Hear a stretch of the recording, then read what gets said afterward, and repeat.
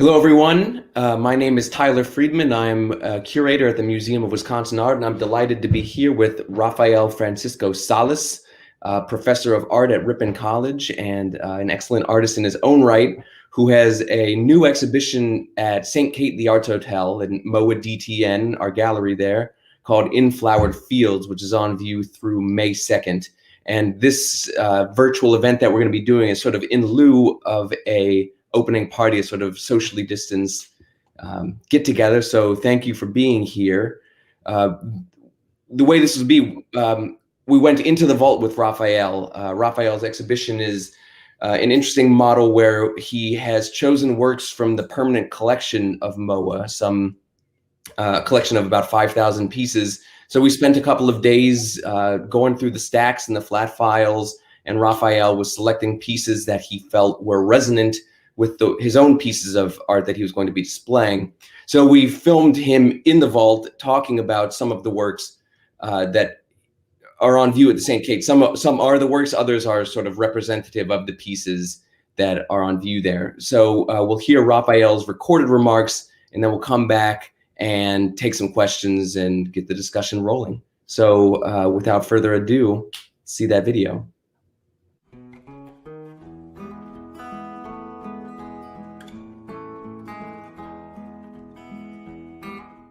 My name is Rafael Francisco Salas, and I'm very excited to introduce In Flowered Fields, which is a collaboration between the Museum of Wisconsin Art, MOWA DTN, which is their downtown Milwaukee gallery, and a curation of my artwork that combines with the permanent collection. The exhibit is an examination of landscape traditions, a sort of experimentation between my artwork and what I found in the permanent collection of the museum. And what it does is reflect on landscape, psychology, contemporary art, and contemporary issues in rural America. I grew up on a farm in rural Wisconsin, and I left for several years, but I came back to find that the landscape in Wisconsin really was an inspiration that I can use and continue to use in my artwork since I returned. And in seeing and researching artists within the collection, I found themes that continue, right? There are moods and psychology and thoughts about place that other artists also find in their artwork that inspired their paintings. And it's been really exciting to find those connections. These two paintings, for example, are in the permanent collection of the Museum of Wisconsin Art. I painted them in 2018. And they kind of distill a lot of my ideas together. The paintings are of country music singers that are posed within the landscape of rural Wisconsin. We wonder, what is it that they are singing? What is the song? And that mystery is really perhaps one of the main concerns of my artwork. And it's a question for the viewer. What is the song? How can the viewer interpret what it is that these portraits are telling us? And so if there's a reason why for example, the figures are somewhat abstracted, it is for that reason. And color can sort of reveal some of those answers. The color is nocturnal. The female figure is in a field in the moonlight. And so one can distill ideas of the romantic, or one can distill ideas of darkness or death. The song can be sad or a lamentation, and all of those can happen all at the same time. In addition, of course, these paintings have abstraction or near abstraction or decorative elements, and those can also be sort of placeholders or markers for the viewer to interpret. The viewer has to kind of bring their own story or their own background into it, and I think that sort of challenge or that sort of mystery allows the viewer to sort of engage with the work at a higher level. So with the artwork that I'm including in the show, they are Wisconsin artists that I've admired for years, and they are contemporary artists as well as historical. And I admire them for the same reasons that I'm painting the way that I am, in that I engage with the artworks through that lens of mystery and through that lens of sort of challenging image that requires the viewer to sort of engage with the work.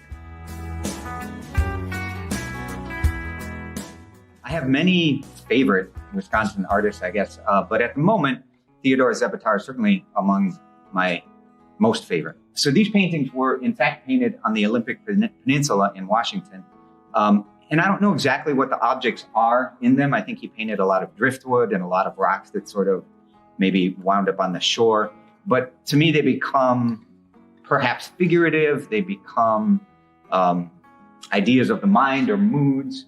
And in many ways, they echo sort of some of the power of abstractions by like Mark Rothko or Sean Scully, in that their shapes become altered or transformed objects that are entirely reimagined, right? So I see them as sort of having a psychological impact or a mood from their color.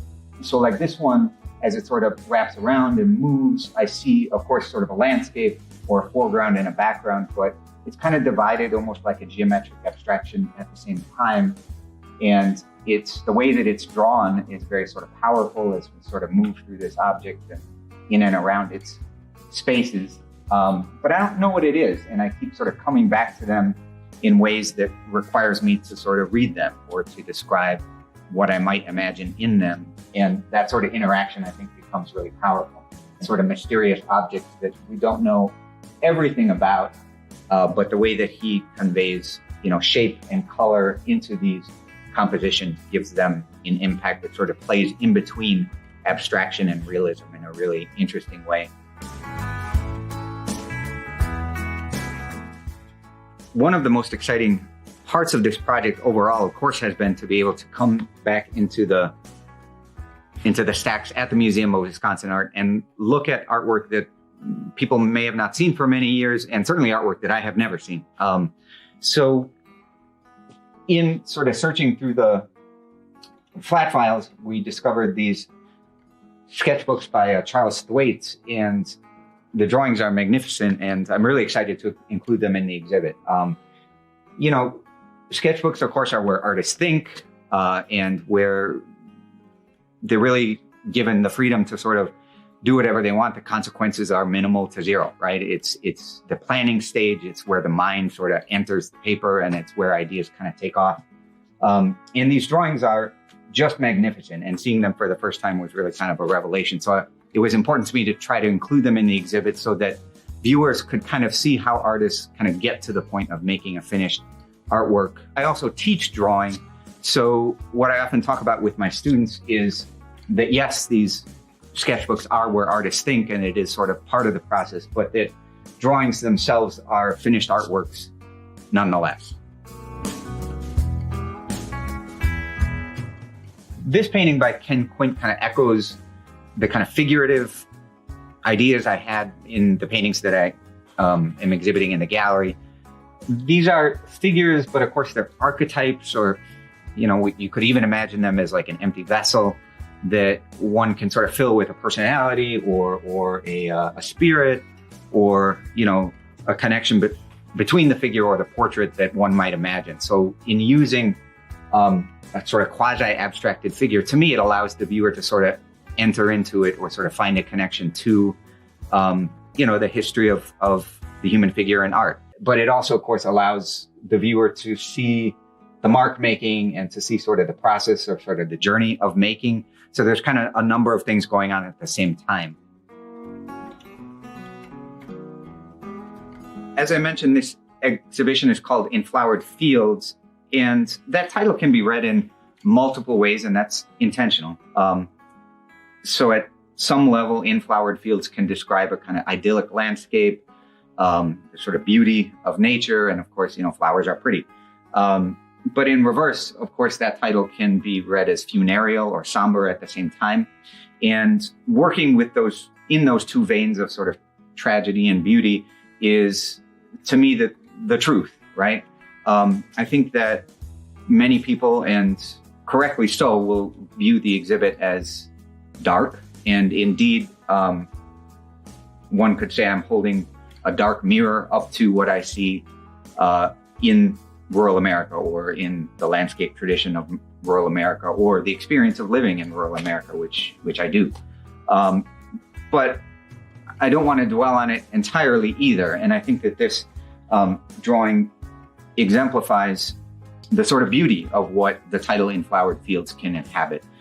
This truly is an idyllic and beautiful landscape drawing. It also reads as an abstraction or as a near abstraction. So we're not exactly sure, like, what is the grass? Is it underwater? We might see like some of these small details here that might be like pebbles or like rocks at the bottom of a lake or a river. But we're not sure. The more I look at it, the more I might see, some of these grasses or leaves being moved as the current moves over a river or a stream. But we're left to sort of decide what that story is. Wanted to include a couple of these artworks in the show to give a counterpoint to some of the darker themes that exist within it, to sort of show that nature gives us all of those things all at the same time.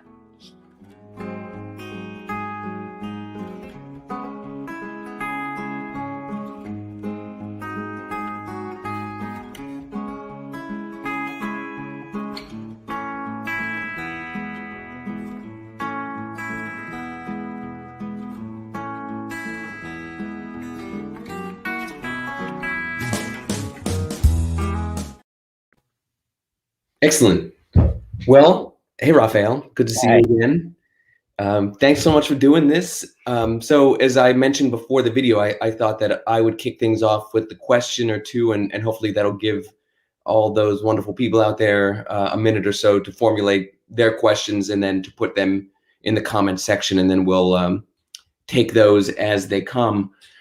So I guess let's start by talking about the groupings. That was a good look into the things about these other artists that interested you. So we spent a couple of days going through the vault, and you selected works that spoke to you. And then before we went to install, you had worked up a model and had a pretty good idea of what the exhibition was going to look like.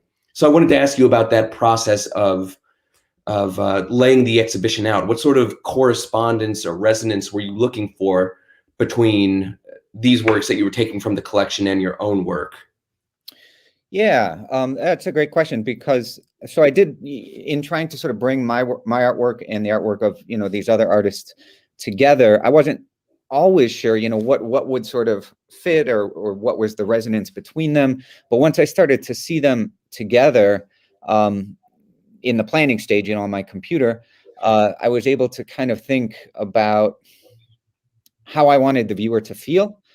And so the wall color became sort of important, how the artwork was installed, where it was stacked, what else I could bring into the gallery to sort of give a presence to the viewer, a sort of atmosphere, So when you walk through the gallery, the light is subdued and the artwork is, it is sort of, psychologically sort of dark as well. And together, that gives the viewer sort of an experience in a way.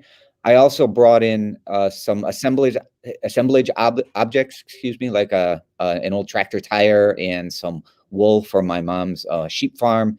And that gives off a little bit of a smell. And the tires are kind of this very authentic, object that you might see in someone's backyard, along the side of the highway. And so there's these interactions with place and with not just the paintings themselves, but the environment, right? And so that was a really fun process to kind of build the entire exhibit together that included the artworks, but also kind of an experience around it. And then, of course, in addition, there's an accompanying playlist that will sort of be kind of floating around as you sort of walk through the gallery too. And so this kind of becomes a kind of all-encompassing experience, which is really exciting for me.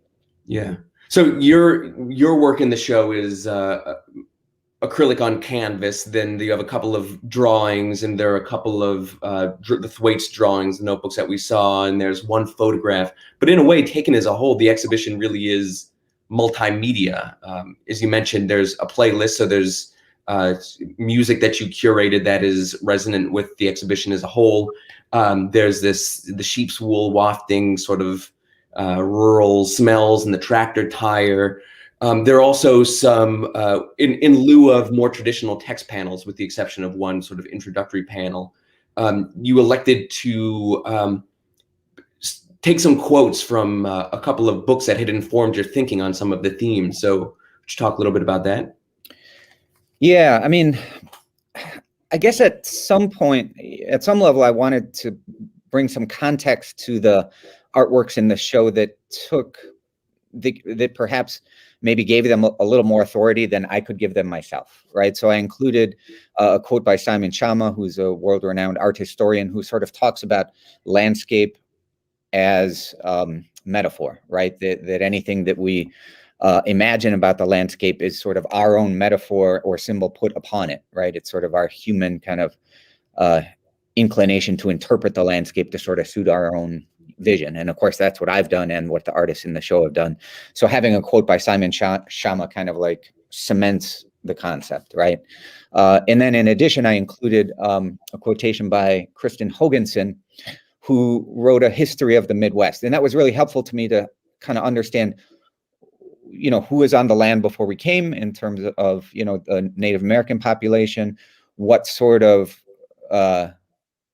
acts did we, you know, commit on the land in terms of like settlement and colonization, what sort of industries were developed in the Midwest.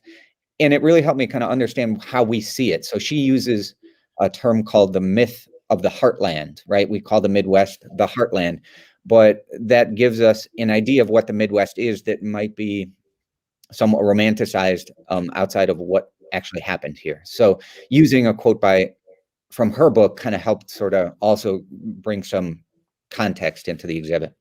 Right. Next time we'll have to just do a book club along with the run of the exhibit. Yeah, we can meet weekly. It'll be great. Cool. All right, so we got some questions that have rolled in.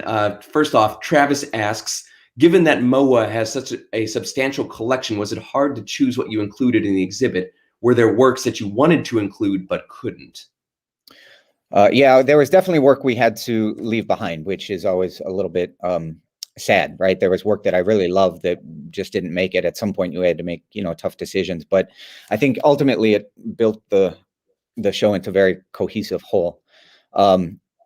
But it's a great question, Travis, because I was a little surprised by how easy it was. Tyler, you and I went through the stacks, and I could really feel the artwork sort of coming to me.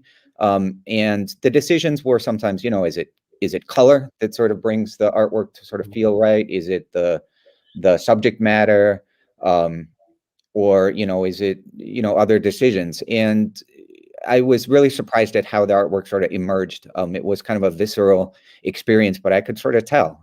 So I'd like to say it was a real arduous process that took lots of sort of thought and deep research, but really like Tyler and I went through, and the work, I wouldn't say magically appeared, but it became pretty clear. It spoke to you. Yeah. It did. All right. So next question from Ellie. How do you find inspiration for each of your paintings? Additionally, how would you describe your artistic process when starting a new piece of work? Ellie, one of my best students.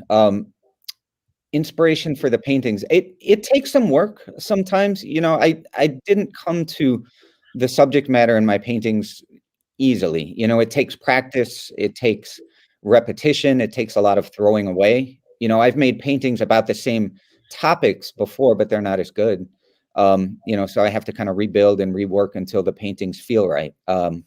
In the last few years, for example, I distilled my palette. My paintings from, you know, 5 or 6 years ago were far more colorful, because I like color as much as anybody. And so, you know, if you throw up a green lawn or a green patch of grass on a canvas and it looks beautiful, you know, it's arresting, but it didn't give me what I needed. And so after a while, I would sort of mix it down into these muddy neutrals, and that felt a bit more appropriate. You know, so I think honestly, it just takes practice, it takes repetition, and it takes some merciless decisions. At some point, you have to sort of edit out. And then your second question, Ellie, how would you describe your artistic process when starting a new piece of work? Like a lot of artists, I do a lot of studies first in my sketchbook, and they're pretty ratty, kind of ugly drawings. They're not nearly as beautiful as Charlesthwaites sketchbooks that we saw a lot. I do most of them in ballpoint pen, and they look pretty gnarly. But then, you know, I'll do a second and a third version of those drawings, and things start to come together. And then ultimately, you know, I'll throw out a few of those early versions, and the ultimate kind of composition will come up. But then on the flip side, art is kind of a wiggly science, which is one of something that one of my professors said. Sometimes I'll be driving along and I'll see, a roadside tent that becomes the subject matter for a drawing. I'm just be like, oh, I'm going to do that tomorrow. So, sometimes it happens a bit more quickly too. So a little bit of everything. Inspiration. All right. From Michael, are your students' sketchbooks a way to evaluate progress, and do you save all of yours? I look at my students' sketchbooks, but I do grade them if that's what you're asking.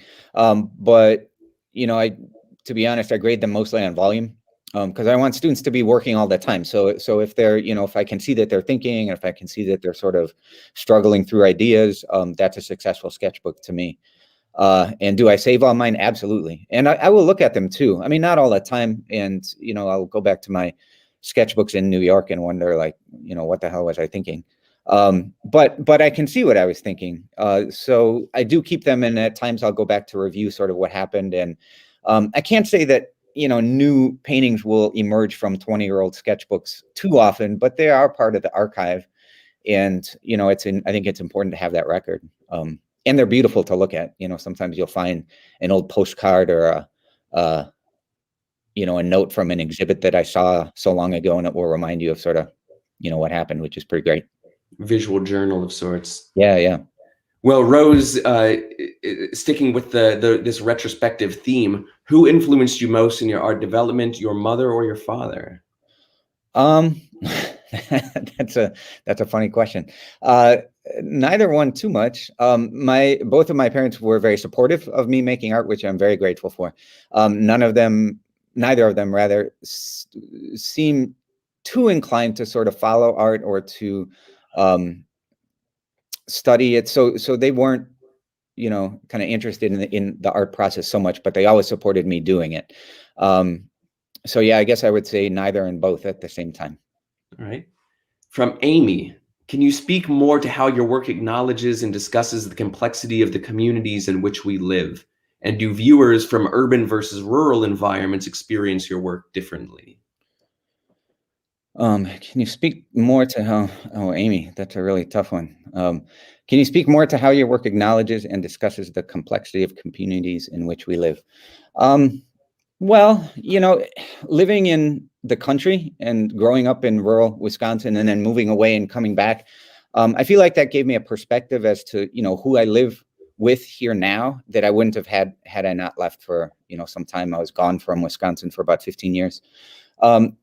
And coming back and sort of picking up subject matter from my childhood, which were these rural landscapes, that became, poetic to me and interesting to paint.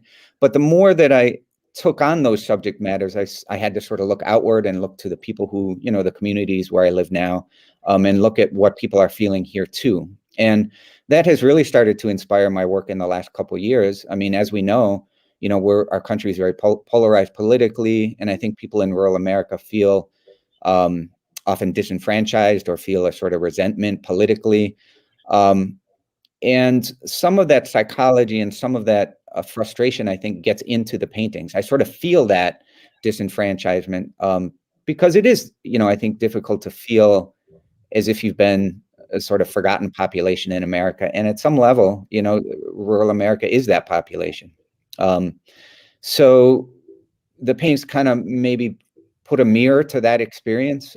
And I hope in a sort of empathetic way. I live here too, so it's not like I'm trying to see it from a creative remove or from 30,000 feet. I'm trying to see it because I feel like it's in front of me. As far as viewers experiencing the work, it's hard for me to say. I'm not the viewer.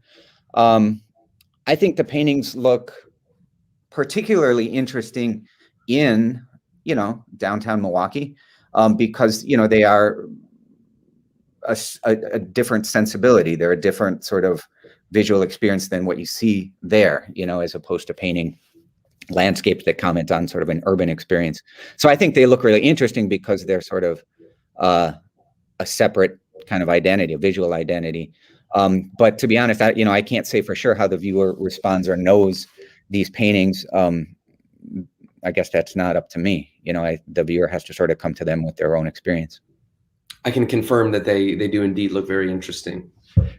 From Deanna, has the pandemic impacted your artistic creativity? In what ways?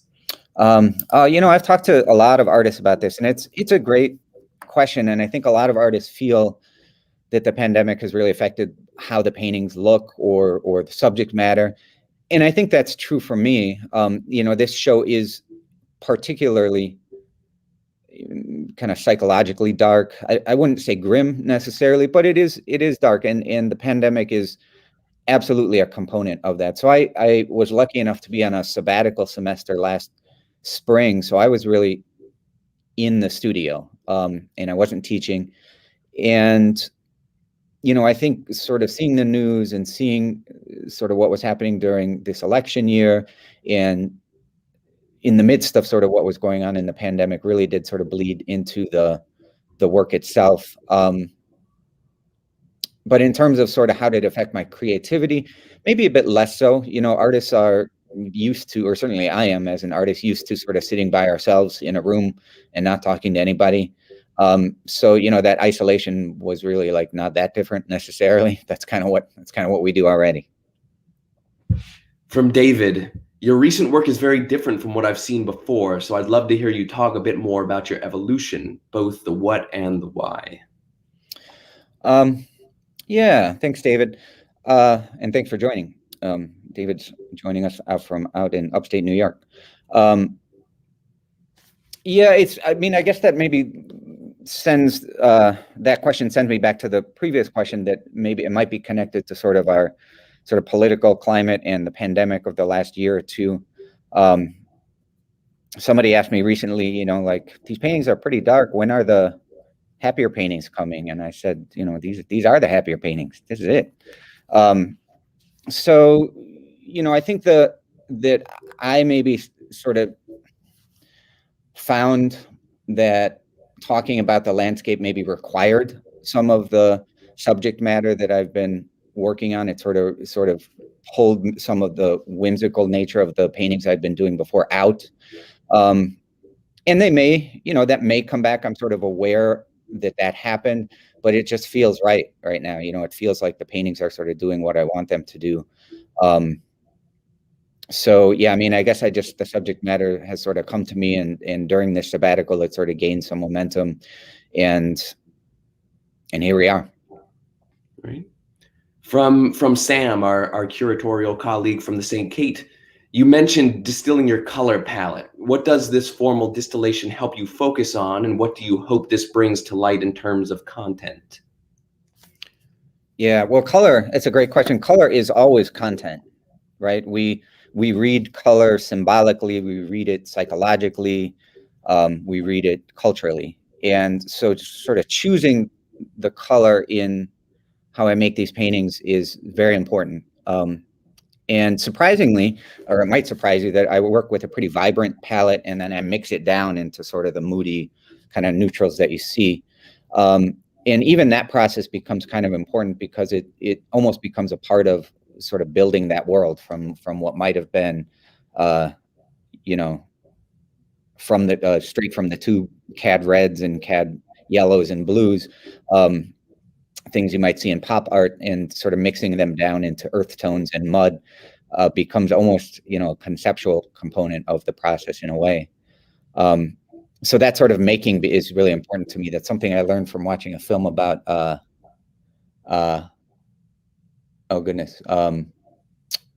horse painter. Oh, she lives in New Mexico. She just passed away. It'll come to me. Susan Rothenberg. So she paints these horses in real sort of muddy colors, and she talked about sort of mixing them down, and that was a real inspiration to me. So to me, the color actually equals the content, if that answers the question.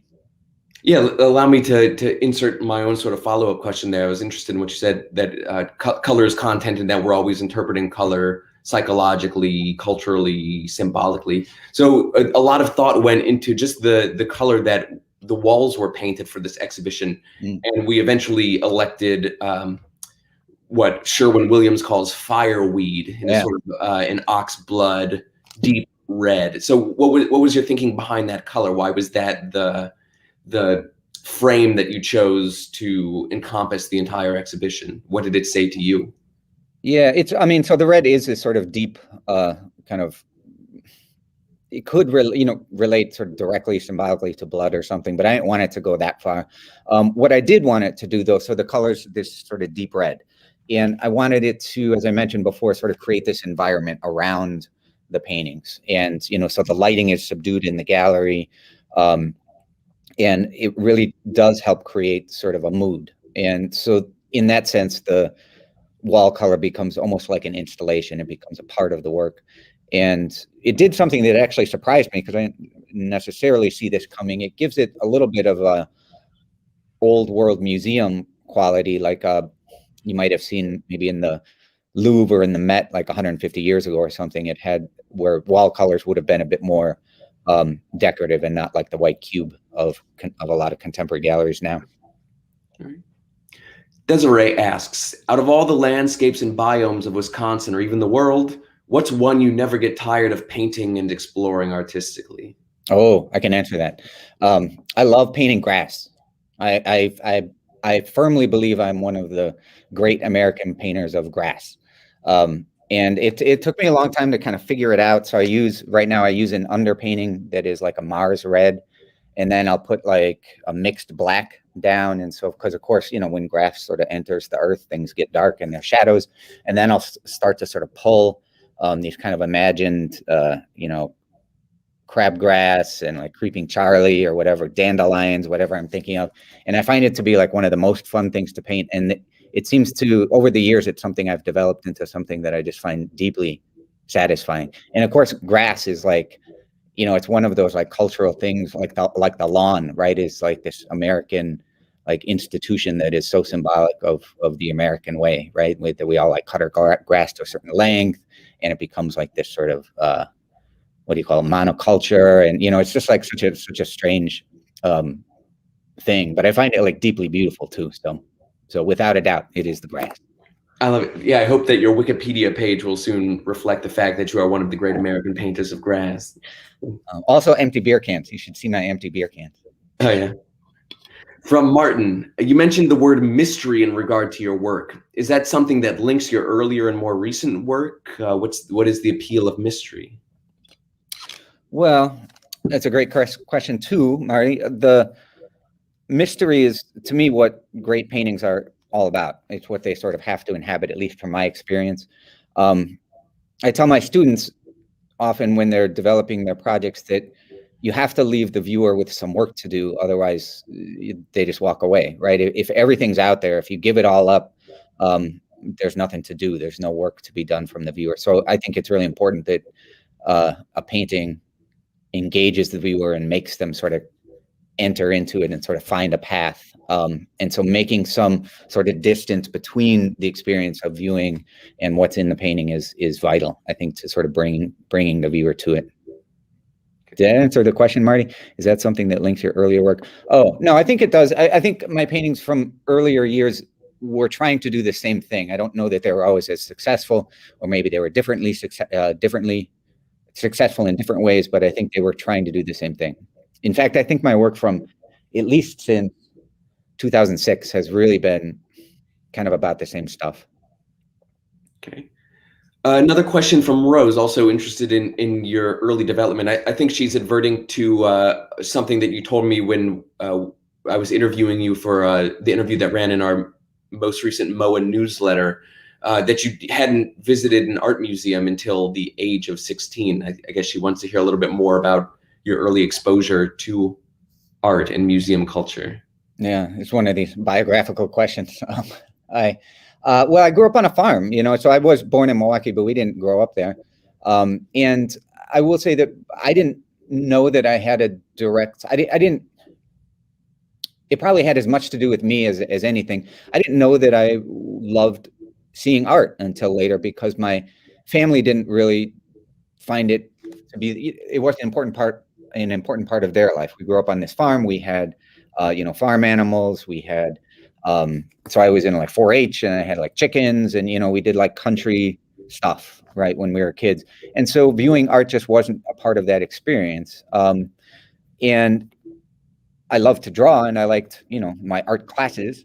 But it really was a revelation when I went to Milwaukee with my grandparents to see an art museum. They sort of recognized my interest in art and said, well, holy cow, we can go, we should go check this out. And so that was a big deal for me. And it also, you find mentors as you grow up. So one of my high school teachers was a great influence to me, and she really sort of showed me the power and sort of impact of visual art. And so that sort of drew me, I think, to sort of want to go to those museums. But, I think that a lot of people, when they grow up, don't have those experiences necessarily because they're not surrounded by, people who sort of invest in that. Chickens are great too. I had a great time with my chickens. So, maybe that stood in for that experience for a while. I don't know. From Allison, how would you say environment impacts the creation and interpretation of art? Environment. I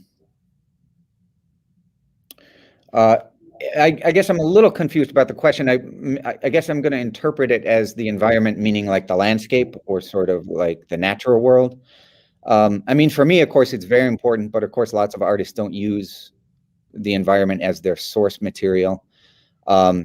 But yeah, I mean, for me, it's just vital. I have to kind of look around at the natural elements that end up being included in my art. And, I have to kind of walk in the woods and look at the sky. Interestingly, though, I was thinking about this just the other day. Most of the palette and colors in my landscape paintings are invented. I'll use photographs or, I'll walk around and kind of look. But when I end up coming back to my studio, all of the color is just kind of made up. So there's a balance between invention and references. I don't know if that answers your question at all, Allie. I'm sorry. Those look to be all the questions that we have for the moment. Rafael, have any questions that you want to pose to yourself? Questions? I don't know. I don't know. One of the topics that I wanted to discuss maybe was sort of the country music issue. We could sort of talk about that. Absolutely. So as I mentioned, country music is a big influence to me, and it's also a part of the exhibit, and it's been a part of exhibits, plural, in the last few years. And, I'll often title my exhibits or artworks after titles of country music. It keeps coming back and forth, and I've had to really interrogate that myself. Like, what is that all about? And it's been really fun to sort of dive deeper and deeper into that discussion. So for example, the playlist that we have in the gallery for In Flowered Fields starts off with a Willie Nelson song. It's a cover by an artist named Phosphorescent. And the title of the of the song is called Too Sick to Pray, which I considered for the title of the show, but ultimately discarded. And so the song starts with the line, "I've been too sick to pray, Lord. That's why I ain't, wait, I've been too sick to pray, Lord. That's why I ain't called in a while. That's why we ain't talked in a while." And I swear I listened to that song 1,000 times this summer. Because of course, like immediately when you look at the title, it kind of reminds us, of course, of the pandemic, right? I've been too sick to pray. But when you think about it more, the character in the song is praying, right? He's praying to God. But he does admit that he has not been able to, right? So it becomes sort of a spiritual sickness. Maybe it's addiction. There's all these different questions that come up, and it's just so powerful. It becomes a real existential problem for this person, right? Have they lost their faith? Are they trying to regain their faith through this prayer? And all of this happens in like 2 lines, right? So to me, country music is like this perfect sort of populist art that people don't pay enough attention to, even though it's like deeply sophisticated and deeply poetic. And I don't know, the more I listen to it, the more I get excited about it. And it keeps sort of reemerging into my artwork in kind of beautiful ways. So yeah, I kind of wanted to talk about that too. And as the banner that was just on the screen intimated, your playlist, the Spotify playlist, can be accessed through the MOWA website. So wisconsinart.org, and through, I guess, probably your exhibition page, people can get access to all the wonderful country music make it the background of their own lives. Yeah, it was that process was very fun. It was like creating its own artwork. I spent hours and hours. It was like I was back in high school making a mixtape. It was a great time. We got a couple more questions that have cropped up from Danielle. What would you like your students to learn from your own progression through art? Danielle, hi Danielle. What would I? Well, we're going to talk about this in class on Monday, so we can just wait. No, I mean, really, what I mean, this is simplifying, 15 years of teaching at this point. But if I could simplify it down into one answer, it would be that you have to show up. I mean, I'm not a prodigy. I'm not. I wasn't born with it. Every artist has to really sort of show up and fail again, and that's all it comes down to. Sketchbook mentality. Yeah. I mean, you just have to sort of create and create some more. And that is, if there's any lesson, that is the one. Good lesson for life in addition to art. From Christy, please describe your approach to the human face in your current paintings.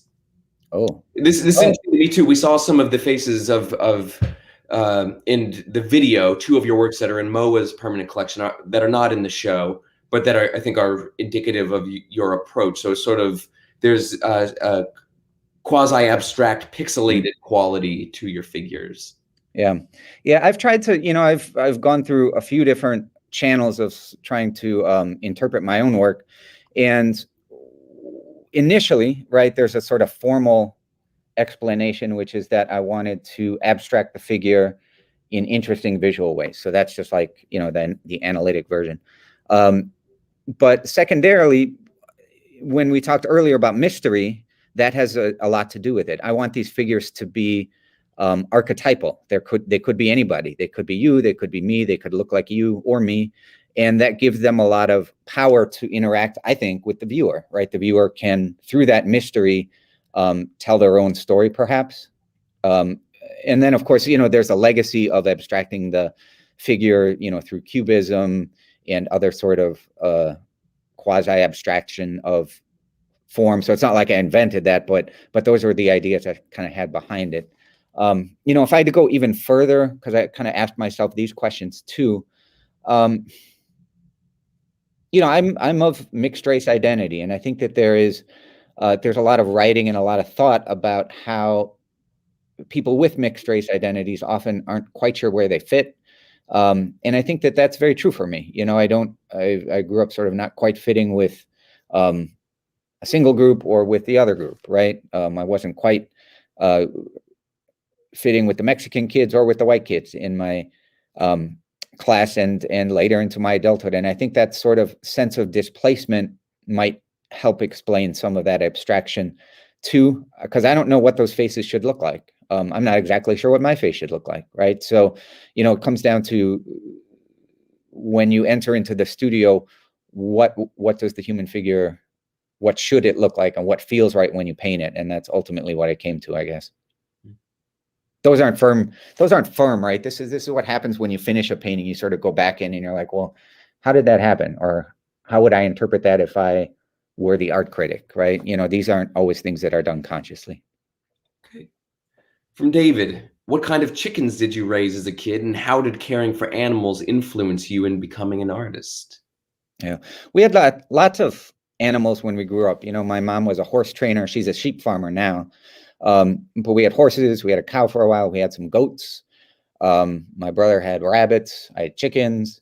There was lots of animals around. And of course, that kind of care and that sort of like ritual of sort of feeding and watering becomes very important. And, the animals would get sick or they would die. And that was, a part of life on the farm, right? There's always something dying on the farm and something being born. And, seeing that happen, I think becomes, you become a part of a real kind of universe in a way, right? Where all these things are happening all the time. My chickens in particular were a specialty breed. They weren't for eating. They were called, they were a fancy breed of bantams that I showed at the county fair, won first prize. Their names were Ernie and Bert. Excellent. Well, once again, we've come to the end of the question. So maybe we'll we'll put out a final call for questions. And anything else on your mind, Rafael, that you want to talk about pertaining to the exhibition or the world in general? World in general. No, I don't think so. I did want to mention, however, though, a real deep felt thanks to the Museum of Wisconsin Art for, inviting me to curate this exhibit, to Portrait Society Gallery for representing my work and sort of helping get it into the world. The owner, Deb Bramer, has been a real sort of great help to me in sort of doing that process. And then Tyler, I want to really thank you as well for helping me get this show together. It's been a real great experience. It's been a pleasure for me as well. And on behalf of the Museum of Wisconsin Art, I'll say thank you to you as well. It was exciting to get to go through our collection and bring works to light that would have remained in darkness for much longer. I hope it's a model that we can explore more in the future. I think it's a really rich and exciting way of designing exhibitions. Great.